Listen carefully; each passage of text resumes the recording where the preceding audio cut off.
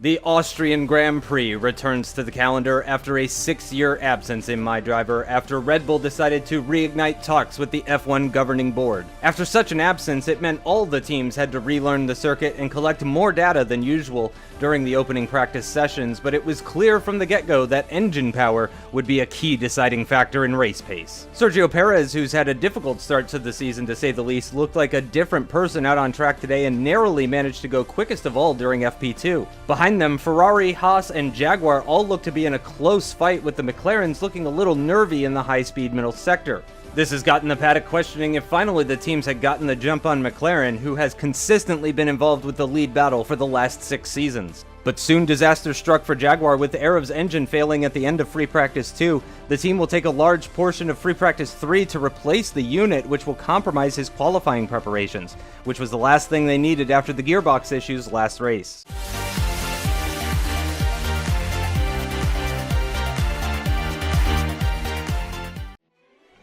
Let's take a look now at the starting grid for the 2020 Austrian Grand Prix, and it's Sergio Perez who takes pole after barely getting into the top 10 last time out, but Giovinazzi was only 31 thousandths off the Mexican and will join him on the front row for Scuderia Ferrari. In third position is Grosjean, who set an identical time to Stoffel Vandoorne and also Sebastian Vettel, all three drivers managing to do a 108.013, but Grosjean doing it first in the session puts him in third. Then comes Nico Hülkenberg in sixth position for Haas, another solid qualifying for Hülkenberg and the American-based F1 team. Mick Schumacher puts his Monster Rehab car in seventh position and ahead of the McLaren of Daniel Ricciardo, who's already won one race this season. In ninth position and the final row of the top 10 comes aarava for the Jaguar team, and then Carlos Sainz in the Audi, way down in 10th, where his teammate is more used to being. Pierre Gasly for Red Bull doing a lot better in qualifying today for what is essentially their home Grand Prix. He'll start from just outside the top 10 in 11th position alongside Max Verstappen in the Mercedes in 12th. Row 7 is an all-German affair with Pascal Wehrlein for Mercedes in 13th and Sophia Flörsch in 14th position for Monster Rehab. Kevin Magnussen in the other McLaren, quite a ways off of his teammate, starting way down in 15th position alongside Leclerc, who starts from the 8th row of the grid. Then comes Lando Norris in the Williams, starting from 17th position, the other Alfa Romeo of Fuoco going 18th quickest in qualifying. In 19th position is Camara for the Williams team. He'll be starting alongside the other Red Bull of Nico Kari, whose qualifying struggles continue at their home race here. And bringing up the rear of the grid, it is the Renaults, with Ocon managing to get the better of Bottas.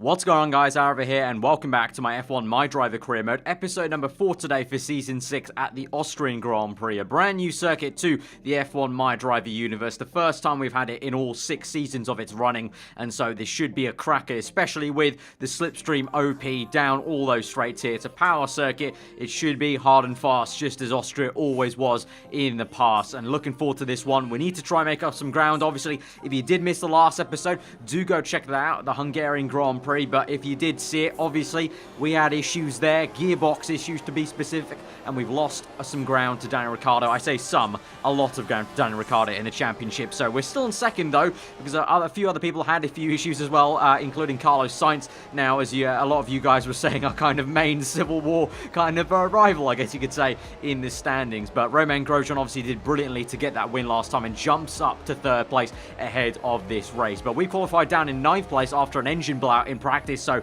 little bit on the back foot for this weekend, but here's hoping we can make up places. Obviously, hopefully we can with, as I mentioned, that slipstream. We can use that to good effect. The Jaguar car is pretty slippery in a straight line, so we're starting on the ultra soft tires, obviously, as we made it into the top 10 just about, quite fittingly just ahead of Carlos Sainz and behind Daniel Ricciardo, who's struggling in the McLaren this weekend, as we go to 5 red lights to the Austrian Grand Prix, round number 4 of the season. 5 red lights are out and we're underway. It's a great start for us as we've jumped Daniel Ricciardo, already looking at the back of Mick Schumacher, who did brilliantly in qualifying yesterday, but can we drive it down the inside? Sainz is down our inside. We're going to get sandwiched. A little bit of contact there on the right-hand side of us as Sainz tries to squeeze me into turn one. We do the same to him on the exit as we climb up the hill. He's going to have a look on the left-hand side. Meanwhile, up ahead, they go 3 wide. Vandoorne and one of the Ferrari cars and one of the Haas cars as we dive it down the inside of Mick Schumacher there to catch him off guard. We're up into P7. Giovinazzi is the Ferrari that was fighting with the Haas car. He's lost the back end there, and the other Haas of Romain Grosjean just up ahead. We go 3 wide down towards Sector 2. This will be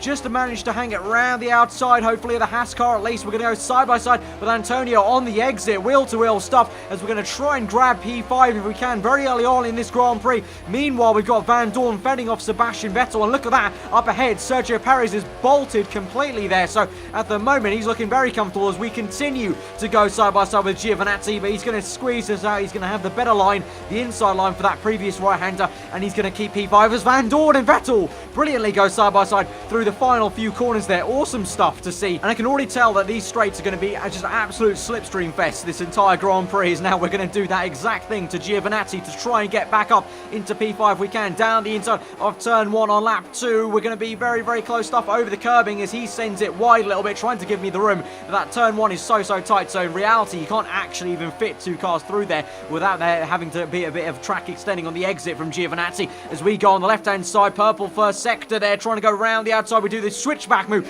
to Giovinazzi, plant the power on the exit, and that is as sweet as you can get, and that's exactly like the same move I made on Sofia, wasn't it, in Bahrain? Absolutely awesome. When you get the switchback move right, there's no better move in my opinion. It just feels so good. So now we're up into P5. Can we chase down the cars ahead of us? Meanwhile, back behind us, we've got Mick Schumacher fending off Carlos Sainz. I think Sainz was behind Mick, and so as we go into the heart of Sector 2, Schumacher should have the better line. He's on the inside, so he can kind of push Sainz off onto the curbing and leave him out to dry, and he'll just about get that. I think that will be to keep that position. Meanwhile, you can see Giovinazzi still following me close to try and get that P5 back, but Sainz now on the exit of that section into the final 2 corners of this very short circuit, and we were already at the end of lap 2. Sainz dives it down the inside of the final corner, pushes Schumacher just out, similarly like he did in Sector 2, and he's going to get that place, I think, as meanwhile Giovinazzi now is right on the back of us to do the exact same thing we tried on him down the inside of turn 1. This time, though, I leave him way more room than he left me, to be honest,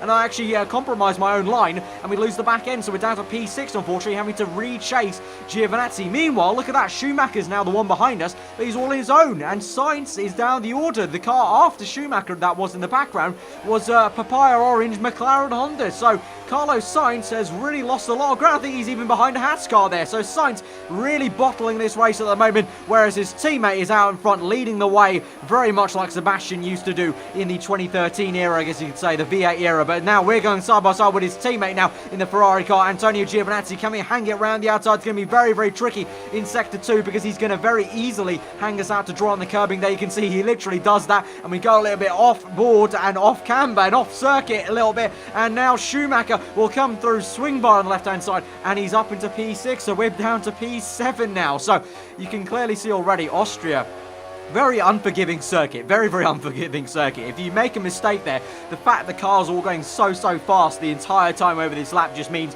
you're going to lose at least a position, if not more, and so now we have to try and re-overtake Schumacher. Can't make a move into turn 1 because he has enough speed into the brake zone that where I just felt like it wasn't enough. I didn't have enough speed to kind of shoot down the inside there to make the move, but can we do this now up the hill? It looks like Schumacher may actually try pass on Giovinazzi. Yes, he will! The young German down the inside of the young Italian. They go side by side. Can we try and do something as these two look at each other? Can I try and catch one of them napping as we go to the left hand side to maybe make it 3 wide? Giovinazzi's lost the speed on the Monster Rehab car, trying to get in the slipstream of that pink car, and we go round the outside of him then and try and use Schumacher basically as a bit of a tow to drag us through here, and we're again in the same exact place, deja vu, side by side into Sector 2 on lap 4 this time. This time we'll get it down the inside, go a little bit wider back onto the racing line a lot earlier to squeeze out Giovinazzi, and we'll get back up into P6, and now can Can we try and chase down Schumacher, who's doing a fabulous job at the moment, up in P5 in that monster rehab car? But now we look at a replay. Meanwhile, while we're fighting Schumacher and Giovinazzi, this was one of the Haas cars. I think this is Nico Hulkenberg going down the inside of Daniel Ricciardo. Very aggressive on Ricciardo. Nearly squeezes him out off to the grass, but doesn't work out for him. Ricciardo gets the place back, and closely followed behind is Pierre Gasly doing a fabulous job. Obviously, effectively the home Grand Prix for the Red Bull Racing team.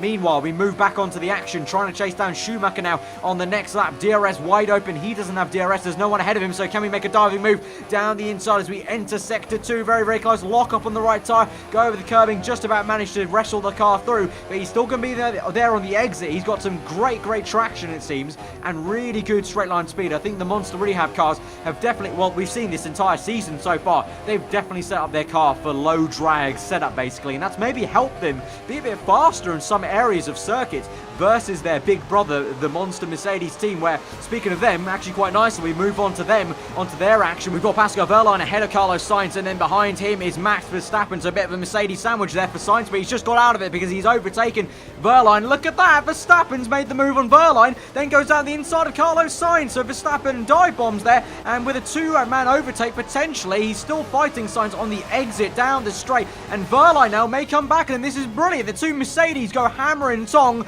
and they may make contact a little bit slightly on the entry, and Wehrlein gets back ahead of Verstappen. That is absolutely awesome. These two definitely have a bit of rivalry going on in the car. Obviously, Wehrlein so far this season has actually been doing a better job than the reigning world champion Max Verstappen from 2019, and so there must be a little bit of rivalry, surely. But now, as we go into the end of Sector 2, Wehrlein's got the speed on Sainz. He's got the downforce in those corners. He goes down the inside of Sainz. There's contact. They go three wide, and Verstappen's round. Verstappen's... Oh, my, no! There's been a huge crash for Verstappen. I think he's out. I think that potentially may have been the Monster Rehab car is out. And then, oh my God, it's carnage. It's absolute carnage. The Haas car smashed into the, whatever the other car was, the Renault, I think it was.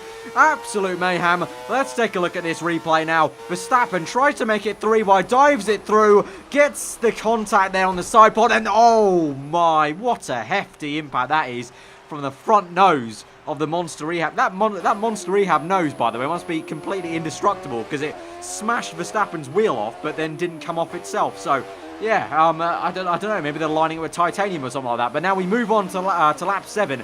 We're coming into the pits, obviously, as you can see on your screen, for our first pit stop. Probably will be a set of super soft tyres, but wow, what a shame for Max Verstappen. He really has been having the most horrid luck in this season so far. We've had Wehrlein doing a fantastic job so far at Bahrain, getting a great podium there, and looks like right now he's feeling up for the fight against Sainz and definitely his teammate there. Now Verstappen is out of this Grand Prix, so far this season Wehrlein is showing up. He's a more kind of, I guess, you know, more established teammate in a way in terms of having a championship now under his belt. But now coming back to us, we've come out just ahead of Carlos Sainz. You can see slipstreaming us. He goes down the inside, I squeeze him to the inside, but he's having none of it. He dives down the inside. We're going to do the switchback, try and do the exact same move we did to Giovinazzi, and you know what? It's going to work out, but we've got yellow flags up ahead, so there may be an issue, but we're trying to catch these cars now. It looks like a gaggle of slower cars here. The Williams car, I believe I can see the Alfa Romeo as well, and the McLaren going round the outside of Kevin Magnussen, who's caught up in the traffic. We have contact there between Charles Leclerc and Kevin Magnussen. Seta Camara having issues trying to get round the outside, but we're going to try and send it down the inside of the young Brazilian. It's Bottas who's causing the yellow flags. We got on the curbing, and oh my God, we have to go full opposite lock, and that is a save and a half, if I do say so myself, through that left hand. That car was really not meant to be in a straight line, but we somehow kept it there, and we've somehow got up into P16. Virtual safety car has been called out though, so we can all calm down a little bit now. But that issue was for Valtteri Bottas, who didn't look like he was having engine issues. I think he may have had a puncture there, I think. So Bottas was the one causing the yellow flag. So under the virtual safety car then, we can have a bit of a breather and look at the order. It's actually Pierre Gasly leading the way from Pascal Wehrlein. These two yet to pit in this Grand Prix yet. Then it's Sergio Perez, who has pit for his first pit stop onto a set of soft tyres, actually going longer in this second stint, whereas behind him is Sebastian Vettel, who's opted for the super soft tyres. So looks like the Ferrari car is going a little bit more aggressive, and the same could be said for our teammate Vandoorne, who's also on a set of super soft tyres. Then you've got, I think that was Sophia Flourish in the first Monster Rehab car on the road there, and I think Mick Schumacher has already pit, whereas I don't think Sophia has pit quite yet. But both Vandoorne and Vettel going for the super soft tyres, so going a lot more aggressive. Then behind them, you've got out of sync of the Grand Prix a little bit, a Williams car, followed by Nico Hülkenberg. Then you've got Nico Carey behind one, the Alfa Romeos of Fuoco, I think that is, Mick Schumacher, then the McLaren, and then we've got Leclerc, who's ahead of us as the virtual safety car does end, and we can return to racing. Green flag all ahead, so we're basically now trying to get a move on, basically, using these super soft tyres. Although, to say that, I'm not making the most use through that left hand as we get on the curbing a little bit. Still trying to find our feet in the Grand Prix a little bit. Esteban Ocon is out of this Grand Prix, and I think that's once again with an engine failure, like he did similarly at the Hungarian Grand Prix. So twice now, Ocon in a row goes out of a Grand Prix with an engine failure. So Renault will be having a bit of issues to sort out after the Grand Prix with that. But we send it down the inside of Charles Leclerc now on the beginning of lap 10 at the end of Sector 1. DRS wide open, but Leclerc actually surprisingly is going to get the speed with that low drag Alfa Romeo setup, I guess, with the Ferrari engine working well there for him in the back of his car. He tries to come back at me now, and he's actually putting him a fight. Obviously, this is full position. There's no blue flags here, so he can fight me as much as he wants, but really that's hampering quite a lot now because I'm actually now fully behind him. I have to try and stick it down the inside. We go side by side in the heart of Sector 2, and this is not really a fight I want to be having right now, but Leclerc is really getting the elbows out. He's got a point to prove, obviously, from last season. The Alfa Romeo car was not very good last season, so he's all out to try and impress in the paddock, I guess, for his senior Ferrari bosses. He goes side by side now with Seta Camara. We lost the back end there while we're fighting him, so we got actually overtaken by the young Brazilian, re-overtaken there. So now we're still fighting these two. This is actually becoming very, very frustrating because we're losing so much time in this scrap. As we go into turn 1, though, Seta Camara sends Leclerc wide. They both have a tangle on the exit, lose speed, and we go right around the outside of them on the right-hand side of the circuit and get up the order. But now they'll come back at me up the hill, so it doesn't look like my Jaguar engine at the moment has the complete speed to beat these guys in a straight line. Obviously, they maybe got less downforce as a whole, so that's probably actually helping them on these straights in Austria. But we finally go around the outside. We're up into rich mix, and now I'm just going to plant the power, trying to get away from them because we've got a lovely bit of clean air ahead of us, as you can see on the minimap, to try and close up to Daniel Ricciardo, who at the moment is on soft tyres. Obviously, as we mentioned at the very beginning of the episode, he's my main title rival at the moment, it looks like, in first place of the championship. So we're getting a move on now, but as we move on to lap 13 in the heart of Sector 2, my engineer's already starting to think about that second pit stop here. So these super softs maybe not lasting as long as I want them to, or my engineer thinks I want them to. But you may have noticed through that second sector, the momentum I had through those corners just not very good. And if you look closely on the bottom right, I think I'm missing 7th gear. I think I'm going from 6th to 8th. And I think we've got another gearbox issue. And now my 4th gear's been jammed. 4th gear's jammed for a sec. We've got issues here. Gearbox is gone. Fuck's sake. Drive with the 4701, 701. Chassis to 4701. You're going to have to shift through 6th to 8th. We're not going to have a lot of pace here. Yep, we know. We're very sorry, mate. So for the second race in a row, we are missing a gear. This time it's gear 7 though, so it may not be as actually bad as it was in Hungary. Missing 3rd gear here because, you know, at the top end, going from 6th to 8th won't be too much, but it is another issue in a row here with our gearbox. Meanwhile, my teammate Stoffel Vandoorne, similarly with no issues, is going side by side with Sebastian Vettel, I think that'll be, to try and overtake him. They're both chasing Sergio Perez. You can see in the distance just up ahead of them, but that is Vandoorne up into what will be a net 2nd place in this Grand Prix. So meanwhile, while I'm down here out the points pretty much, struggling for pace with the gearbox issue, Vandoorne is overtaking Vettel and is up into P2, so he's going swimmingly. But has this become a chronic issue now for our car? I'm not too sure, but now as we move on, you can see in the bottom right, I've got 7th gear back, but as we go into turn 1, I think I've lost 3rd gear yet again, just like we did at Hungary. This is just crazy. Okay, we've lost 3rd gear, 7th gear is back. Drive the 4703, 703 please, Arif. Same issue as last time, but we will try to reduce the desync for you. Does Stoffel have issues? No, he does not. Just you for now. So for the second time in a row now, I've got a very long afternoon ahead of me, but this time it may be worse as we're out the points already. But meanwhile, we can see this is Sergio Perez and this is overtaking Pascal Wehrlein. So Wehrlein going longer in this Grand Prix. He's been on that set of tyres since the beginning of the afternoon, but Perez has already made his first pit stop. So that's just the pace that Sergio Perez has at the moment out in the lead. He's already overtaking Wehrlein, and before Wehrlein even makes his first pit stop. Meanwhile, behind them, you've got Sebastian Vettel, then followed by the two monster rehab cars, I believe believe Vandoorne may be a little bit further up the road than Vettel, so he didn't see him in that panning shot. But we've got Sophia Flores, I think this is, being chased down by her fellow German Mick Schumacher as they go into turn 1. Looks like Schumacher will have the momentum here. He'll have slipstream. He had DRS down that main straight, and so he'll get a big tow up this hill. So will this be a position swap? At the moment, both of these two are in points-paying position, so they don't want to make contact here and jeopardize either of their races, but Schumacher sends it down the inside. On the exit, though, Sophia will come back at him,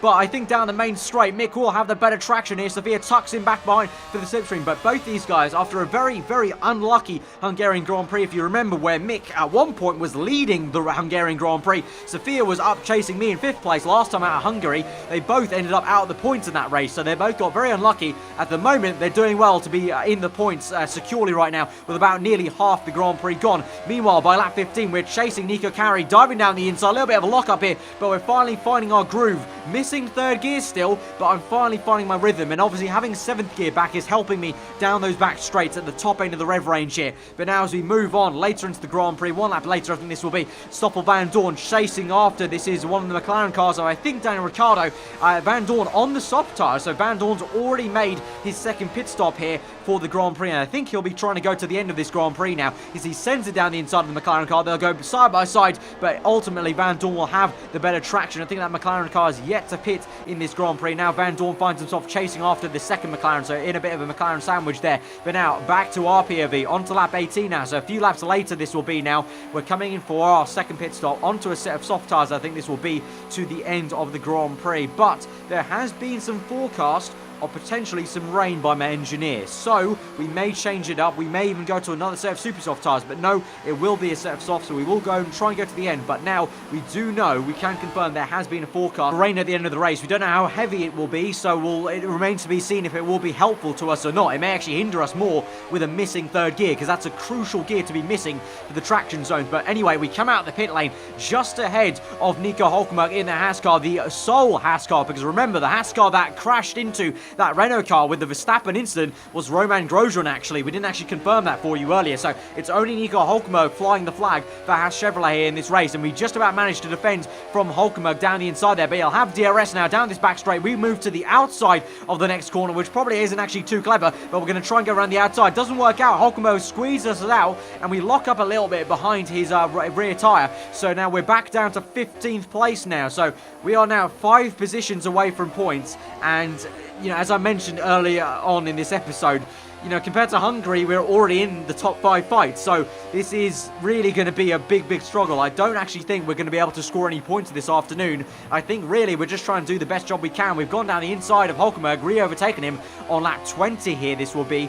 But honestly, the gap to Seta Camara is quite a lot, and then after him, there's only a few cars then, but then the gap to the top 10 is huge at this point, so yeah, it's going to be a fair long afternoon. I'm just going to have to hope and pray that people like Ricciardo and Carlos Sainz aren't getting a whole load of points. We'll have to see. But anyway, back to this fight. Nico Hulkenberg goes down the inside as we've lost the back end in sector 2. He taps us wide there, actually. Contact made there between me and Nico as we lost the back end in sector 2 and lost momentum through that corner. So Nico was able to go down the inside of us, push us wide, but now we come back at him into turn 1 of lap 21. We're a bit low on fuel, actually, because on the bottom right, you can see it was going yellow there, giving us the indicator. I think that is Carlos Sainz right behind him. So actually, thankfully for us, our main rival, I guess, from last season and our rival ever since Hungary from last episode is right behind us, actually. Will he send it down the inside? No, he won't. But now it's myself, Carlos Sainz, and then Nico Hulkenberg for just out of the points-paying positions in P13 down to P15. But now Sainz at the end of sector 2 is going to send it down the inside. He's got the overspeed there with the Audi engine through the second last corner. Very close. We tried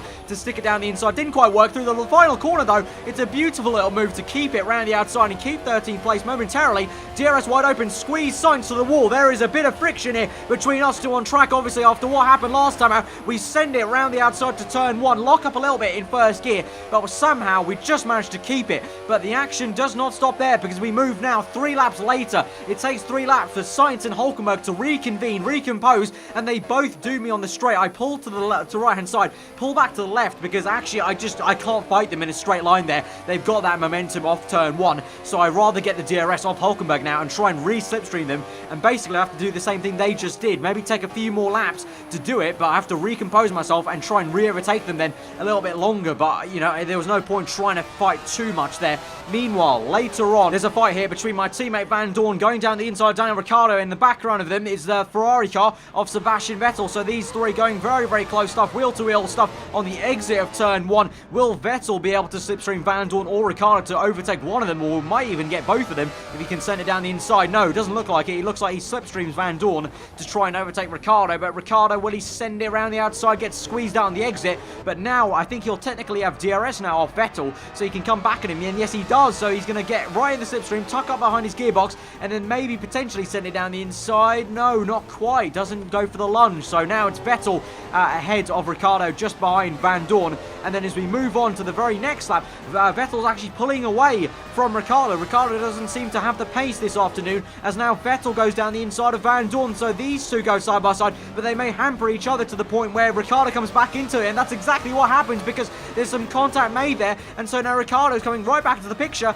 and look at that, behind them you've also got one of the Mercedes cars of Pascal Wehrlein, obviously the only Mercedes car left in this race. Obviously now onto the next lap, Vettel and Vandoorne still fighting up the hill. Vettel sends it down the inside. Vandoorne's getting the shoulders out basically to try and go down this back straight. Meanwhile, back up behind them, you've got Wehrlein closing in. Ricciardo, I think, has made a pit stop, so he was actually out of sync of the Grand Prix at that stage when they're fighting with Ricciardo, Vandoorne and Vettel. They go still side by side. It's absolutely awesome. Two titans of Formula 1, obviously two world champions. Vandoorne the champion in 2016, and obviously Vettel's last title, his 5th title, was from 2018 in Season 4 of MyDriver. As we now cut back to our POV, it's lap 29 now, so a few laps later, we've finally actually got the pace back up, and we're chasing Carlos Sainz, who's been overtaken actually by Hulkenberg at this stage. So we're trying to get a DRS. Can we maybe diving move? It's going to be late stuff, as Hulkenberg also locks up, so he maybe saw me coming in my mirrors and basically just kind of bottled it into that corner a little bit, as he saw me maybe just coming up as a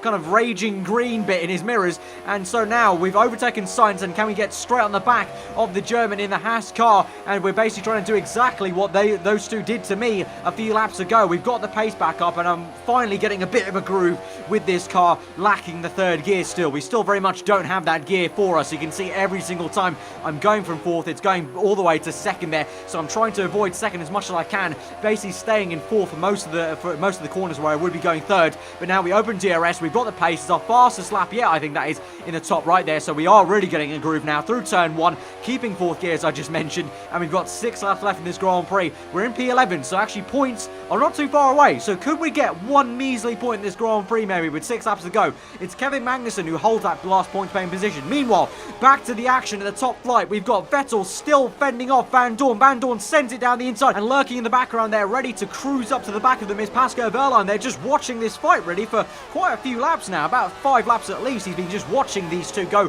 head to head, and Vettel once again gets back ahead with DRS there, and Vandoorne closes up. And now moving on to the very next lap, Pascal Wehrlein now is ready to make his move on one. Stoffel Vandoorne first down the inside of turn 1, going to squeeze him out on the exit, and he's up the order. There's been a bit of contact though. He's on the super soft tyre, so he should have the grip, but Vandoorne has been very cheeky indeed. There was some tyre robbing there, and so Wehrlein's been held up. But now up the hill, surely he'll get this done now round the outside. He will have DRS, I think, as they go through this next corner into sector 2. Vandoorne will try his best to fend Wehrlein off, but surely at some point it's just no use. But look at that in the background there, you can see one of the pink cars of Monster Rehab is also cruising up to the back of them. I think it may be Mick Schumacher, so this may get quite tasty for Mick and Vandoorne if they come to wars. But Wehrlein now is finally past Vandoorne and can chase after Sebastian Vettel, and it is indeed Mick Schumacher with that green helmet of his. So now as they go into turn 1 on the very next lap, the laps are counting down this Grand Prix, and looks like Schumacher really has the bit between his teeth. He's got the pace, he'll move to the left hand side of the circuit,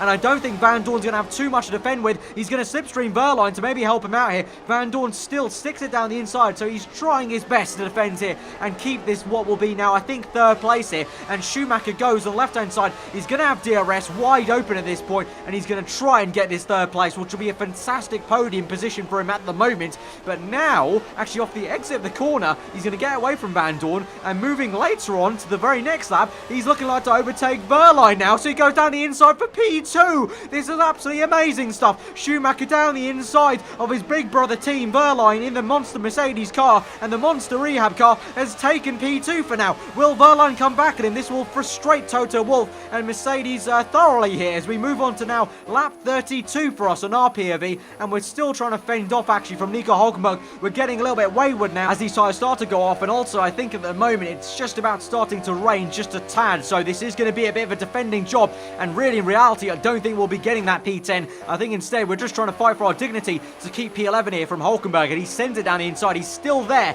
and you can see just lacking the traction there in fourth gear. Then obviously I don't have third to kind of nicely squeeze the throttle onto, so it really is hampering me in sector 2 now, even more so with the worn tyres, and Hulkenberg just about manages to not get us on the right hand side. I squeeze him out onto the curbing like we did previously actually, but again previously like we saw before, a bit of deja vu once again, because Hulkenberg is going to send it down the inside of the second last corner, the really fast fifth gear corner, and Hulkenberg this time no contact made, just completely gets us through that second last corner. Through the final corner though, just composing myself and trying to get DRS back on Hulkenberg to see if we can re-overtake him. We'll get up, right up his gearbox into turn 1 hopefully, and basically try and get the best exit we can. Momentarily down to second gear, then back up into fourth, and now we'll try and just get in the toe, try and tuck in and try and make the move. Where will Hulkenberg go? I think he'll go to the outside here, so we're going to go to the inside now, dive down the inside. It'll be the tighter line on the exit, but we can try and force Hulkenberg out a little bit, being a little bit harsh there in second gear, but I don't actually technically have the control of my car as much as I want to. And now you can see on the chassis, I think, a few spits of rain there, so it's time to box for this lap. But we move on a little further up the circuit to this fight between P2 Mick Schumacher and P3 Pascal Wehrlein, and Stoffel Vandoorne, my teammate, closely following behind in P4, and they're actually all three of them are catching a Ferrari up ahead, I think that was, of Sebastian Vettel. They go side by side through the second last corner. It's awesome. Wehrlein down the inside of the final corner forces Schumacher wide. They're going to go side by side, I think Schumacher has been squeezed out. Yes, he has, but now he sends it back down the inside. Vandoorne's going to make it 3 wide. Vandoorne's overtaken Wehrlein. Maybe goes side by side with Schumacher. There's been contact and Vandoorne's round. Vandoorne has been spun round by Mick Schumacher. I think the natural course of things going through that turn just sent him kind of connecting their tyres. And now on lap 33, we've been out for one more lap than I actually said we're going to box in, because Hulkenberg also followed me through. But you can see I skated through like my car was on ice there through sector 2. Lost the back end, did a bit of Gymkhana stuff there in sector 2. We lost the back end there, and so now we have to enter the pits behind Nico Hulkenberg, and we delayed the pit stop for 1 lap because actually my engineer didn't think it was quite yet time. Now it definitely is, with 3 laps to go only in this Grand Prix, but I've got stuck in the pit lane limiter for some reason. I don't know why. I think it's a bit of a glitch here, but I've got stuck in the pit lane limiter as I come into the pit, so I've lost a heap of time on Hulkenberg, which is really, really frustrating because Seta Camara is right behind me, so we may be potentially losing this place to Seta Camara as well, as we finally come on for the green wall intermediate tyres. But oh my god, look at that, we've lost the place to Seta Camara. So I mean, I know as a whole it won't actually matter too much because we're still out of the points. It won't actually matter if we're, 13th or 12th, but still, for the sake of pride and the sake of racing, it's unfortunate we've lost one other place to Seta Camara. So now we're down in 15th place. So this has really been a really torrid afternoon for us. It's been tough to even keep on the pace with the missing gear, but now we've made that mistake, and now we've been hampered now once again with this glitch now for the pit lane limiter. We went way too slow, and so now we're trying we have to try and overtake Seta Camara, who will only be P14 now, as we've only got 3 laps left pretty much, including this one. You can see Vandoorne now in the pits finally after his little spin with Schumacher. I don't know if there will be any penalty for that. In my opinion, I think that's probably just a racing incident between Schumacher and Vandoorne, because you can see their 2 tyres basically just interconnected, and that's how Vandoorne got spun round. But we go round the outside beautifully now on Seta Camara, finding the grip there in 4th gear, and Leclerc, who finds himself still on super soft tyres, we just skate around him and we're back up into P13 there. Meanwhile, there is Wehrlein and the entire gaggle of cars finally coming in. That's Vettel in P2, Schumacher P3, Wehrlein P4. So actually this entire time, my mistake, this entire time Schumacher and Wehrlein were actually fighting over P3. But now look at this, in the pit lane it is going to be, I think, Pascal Wehrlein has jumped Vettel, so now Wehrlein is into P2. Vettel's down to P3, Schumacher is in P4, and Pierre Gasly doing a fantastic job in the Red Bull car, is not too far behind in P5. But yeah, my apologies, that entire time Schumacher and Verline, I guess, were fighting for P3. But now we move on later into the Grand Prix. This is Sophia Flourish, who's yet to make a pit stop there. She's on super soft tyres, so making a mistake there for Monster Rehab. So Perez re-overtakes for the lead of the Grand Prix. Vettel here defending from P3, his fellow German, the youngster German. And how about this? If we could see Schumacher overtaking Vettel, that'd sound a bit odd, but here we go. We might actually see it. It's on lap 35, the second last lap of the Grand Prix, so we've only got a lap and a half left, so it's do or die stuff for all these drivers to get the positions they maybe want to get today, as Schumacher is going to try and maybe do something to Vettel. Vettel's going to lose some traction here on the exit of that corner, and Schumacher's going to find it and find the slipstream. He sends it down the inside, and he's actually going to go for it. They go side by side, and Schumacher is going to squeeze out Sebastian Vettel, and he's going to get up into a brilliant third place for the podium position for now,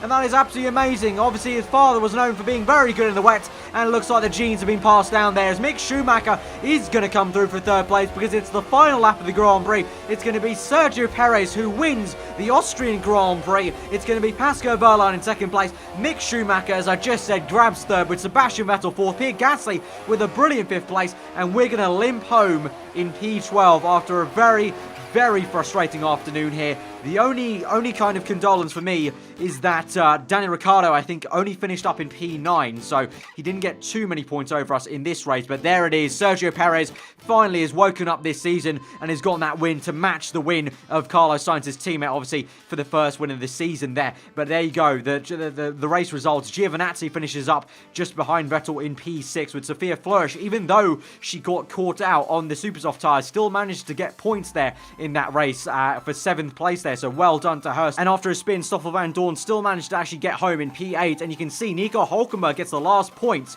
with Ricciardo, as I mentioned, in 9th place, but Hülkenberg with 10th. If we did not have that pit lane limiter glitch, we could have been there in P10 to get that one measly point. I know it's not a lot, but you never know. I mean, so many times now, it's gone down to just a couple of points. So every point counts, really, in MyDriver, especially with a bit of a shorter season than what has gone by in previous Grand Prix, in previous seasons gone by. So it really does mean everything. So that is quite frustrating there. But nonetheless, what an action-packed Grand Prix once again. Guys, if you have enjoyed it, smash the like button. Let me know what you thought in the comments below. As per usual, I love reading through them. If you're new around here, then do get subscribed for weekly one content. I've been Aarava. Hope you enjoy the rest of your day, and we'll cut away to the post-race questions. Goodbye. Well, your luck just couldn't get any worse at the moment, Arav. Another gearbox issue in this race. Is this now a major concern that is maybe a recurring issue with your car and no longer just a by-the-chance failure?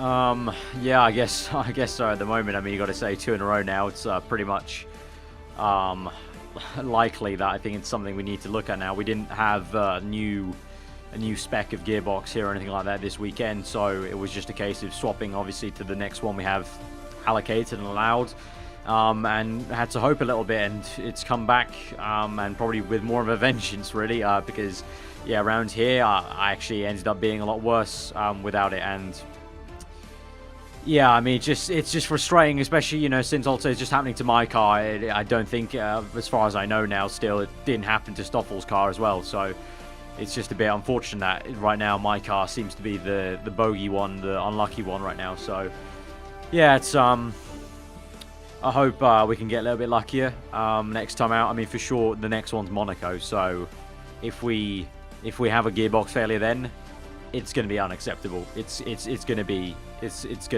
bad. It can't happen there. So I think we need to get it sorted ASAP now and make sure it does not happen there, because if we lose third gear at Monaco, that is pretty much the entire race weekend gone then, probably. And can you at least maybe take some solace in the fact that with Ricciardo scoring low points and Grosjean and Sainz not scoring at all, you haven't lost too much to the drivers you were fighting in the first 2 rounds? Somewhat. I mean, it was good for us that Ricciardo was only gonna get 2 points out of this, so he extends it only by 2. Whereas in Hungary it was good. I think it was 8. I think because we got 10 and he got 18. So yeah, it's good in that sense. And Sainz not scoring points, it works for us as well. And the same as he said with Grosjean. But obviously other people are now scoring high.